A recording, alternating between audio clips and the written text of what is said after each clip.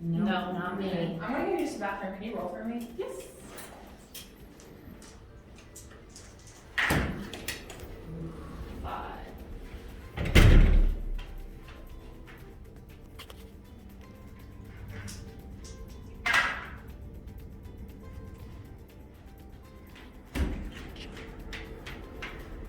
Alright, did you roll something down? Well, sure.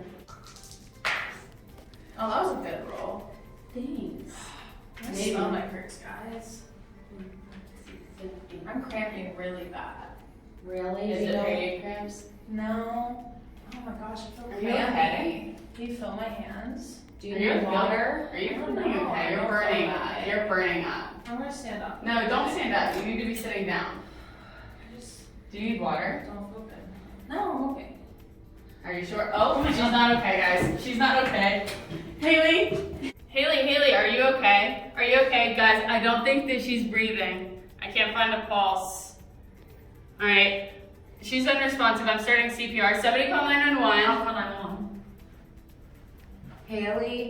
Haley, are you okay? Oh, wait, guys. I think that she's having an overdose. Does somebody have Narcan? I do. Naloxone, also known as narcan, is an opioid antagonist and it blocks the effects of opioids. This can be used in acute emergencies during an opioid overdose. How do we administer Narcan? So we're going to follow the 3 P's: peel, push, and press. So you're going to peel the packaging off. You're going to hold it with your pointer finger and middle finger with your thumb on the red section. You're going to push it up into their nostril until the end of their nostril has reached your fingers. And then when you're ready, you're going to press the red button firmly and it'll administer the Narcan. It didn't do anything. Can we do another one? Do you have another one? We can re-administer in 2 to 3 minutes because this medication has no side effects. Oh, okay. How's the ambulance is here? Well, the Mountain State Spotlight reported this week data collected across nearly 2 decades of overdose data reported by the West Virginia Department of Health and Human Resources. And what they found, 2020, one of the deadliest years on record.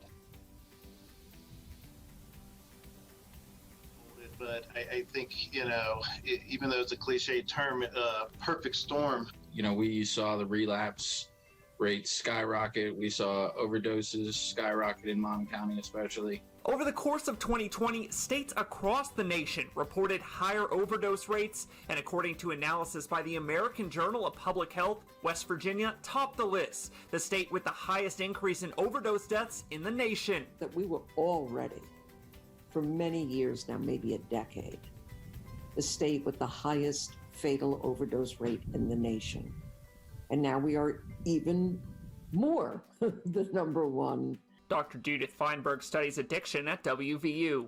It was not only the fact that we were in lockdown and people were isolated and people were using alone, but they also didn't have the full support of the system that they were used to.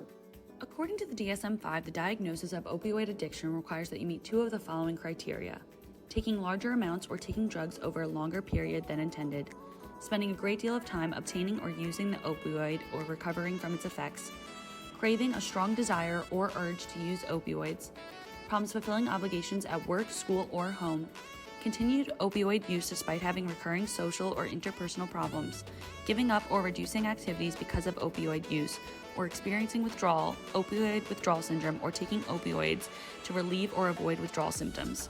In the U.S., there were 67,367 drug overdose deaths reported in 2018. Opioids were involved in 46,802 of these deaths. In regards to West Virginia, we had the highest rate of overdose in that same year, and there was an increase in the number of deaths from 993 in 2019 to 2,275 in 2020. This disease, opioid use disorder, is affecting a wide variety of people, no matter the age, socioeconomic status, or demographic status. Medication-assisted treatment plans for opioid use disorder can include medications such as methadone, Suboxone, and naltrexone, which are partial opioid receptor agonists. There are recovery and support services for opioid addiction, such as mutual aid groups, peer support specialists, and community services. Students on campus can go to Be Well at Serenity Place at WVU. You can also find more information on SAMHSA, National Institute on Drug Abuse, and the CDC. Opioid addiction can happen to anyone. a friend, a loved one, or even a coworker. So it is important to be aware of this condition.